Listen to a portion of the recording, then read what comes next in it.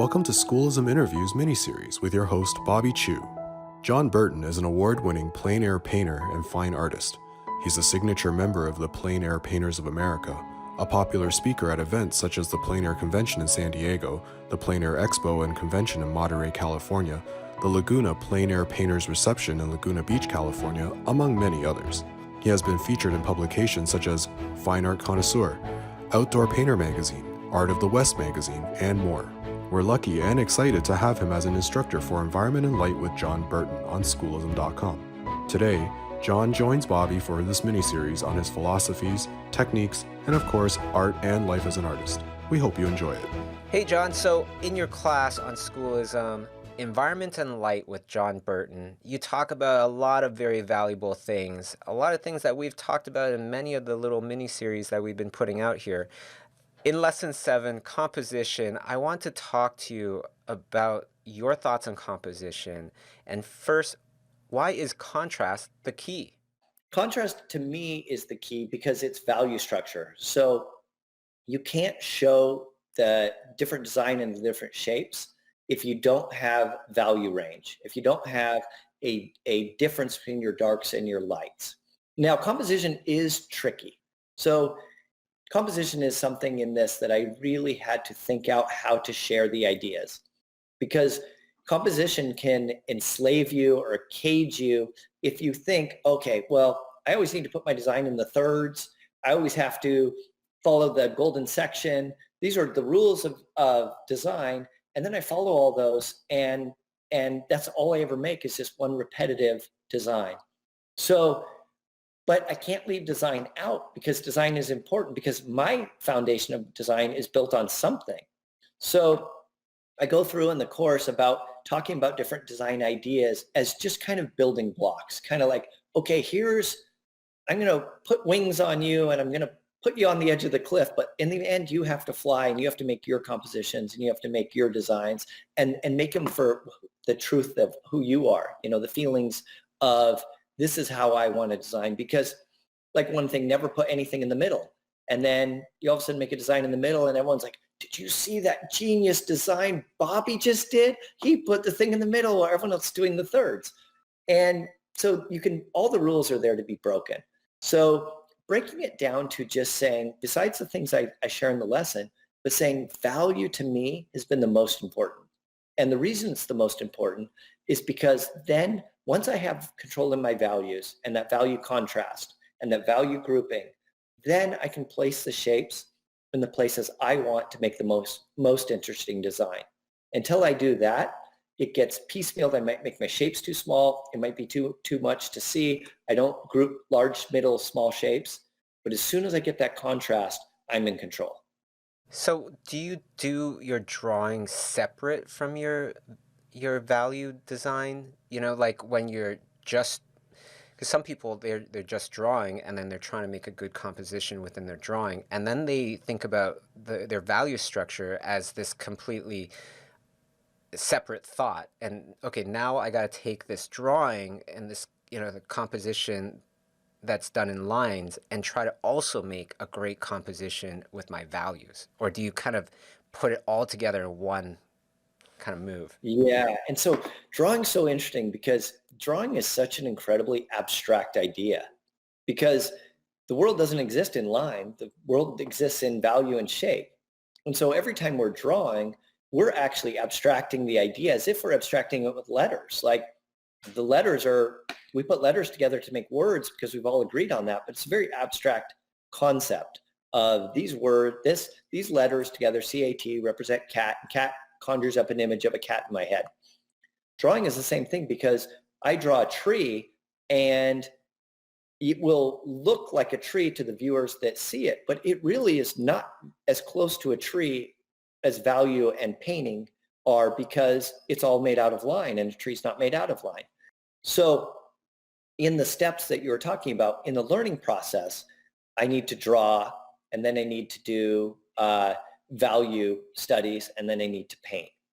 But eventually, I still do all of those, but eventually by training, I try to see the world as those value shapes. But as I group these values, then once I'm I'm putting that into the painting, I can even start with that. Like I can be doing a color painting and each shape of my original design is all in a dark value, which will create a nice value grouping of all my darks. I could even start a painting, not many people do, but I just start it with all my lights, have all my whites and lights, and that will create this value contrast and help me build my design. So in the very beginning, you might have really just kind of concentrated on making good drawings and then making good value decisions. But now, because I guess you've been doing this for a good, a good long minute, you're very comfortable with kind of combining the two. I am, but I don't recommend that at the beginning. And that's what I kind of spell out in the lessons is start with drawing and then get into value and then into color. And then, but here's the interesting one is composition and design. You're working all the time. And I do think that's important. From the very beginning, don't start saying, well, I'll work on that one later. Always design. Always put your shapes in it, what you believe to be an interesting placement. You might find later that the conclusions that you came to maybe aren't as exciting as they would be later, but I do think that we need to start from the beginning and always do design. But yeah, drawing, then do the value, color, and all that time doing design. And when I look at your paintings very closely, like if you just crop a little section of your paintings, you can actually see in your brushstrokes, they also look like nice little compositions, nice little designed brushstrokes. So I want to ask you about that as well. Is there kind of like the same kind of thinking when you are actually putting down your brushstrokes and thinking about your brushstrokes in design and composition as well? Yes, I do. Yeah. I try to get very lyrical, very poetic brushwork. And I think a big part of that is first you have to bake the cake, right? And then you can put the icing on. So in the lessons that I have in first getting like quick studies, getting the understanding of getting the big relationships together, first we get those relationships. And once we get those relationships, then we can worry more about brushwork. But until we can get the actual, here's a funny thing with that, Bobby, is that the brushwork, people would be surprised, is way easier. It's the thing that you get, people will compliment or notice and like, wow, that's nice brushwork. But it is a lot of times a flick of a brush compared to the hours of getting the relationships and the study and learning of how to get relationships. So yes, I think of, back to the question is getting all the big shapes and then the medium-sized shapes, and then these small lyrical shapes will build off that. But, and that's one thing I was taught in art school is you always use a brush that is uncomfortably large. And I like that wording. So when you're painting, quite often when someone's starting, it's like, okay, they're painting this, 12, 16, 16, 20 painting, and they're using a number one brush. And what does that do in the end? It creates very boring brushwork. Because you're telling the viewer wherever there's going to be this lyrical type brushwork is going to grab attention. And you're telling the viewer, hey, it's all important and it can't all be important. So, another way of saying it is I say it is you're working for the CEO and the CEO does not have time for a 40-page report. The CEO has a one-page synopsis that tells them everything that's going on. And if you're using this one little brush, stroke, stroke, stroke, he's getting the 40-page synopsis and he doesn't know by the end, he doesn't have time for that. You give him the one-page report, which is these big shapes, but this is what you need to focus on. This is our star and this is where I want you to look. Now, if you want the 40-page synopsis and all these little gems are not good enough for you, well, you're in luck because John has an amazing course on schoolism.com and it's called Environment and Light with John Burton. He goes over composition, he goes over drawing, goes over values, he goes over all this stuff.